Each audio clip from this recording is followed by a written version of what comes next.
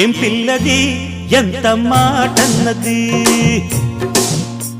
ఏం కుర్రది కూత బాగున్నది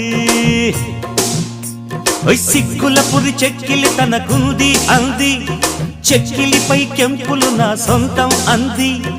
ఎక్కడ ఏం చెయ్యాలో నేర్పమన్నది బాగున్నది కోడే ఈడన్నది ఈడందుకే బీడి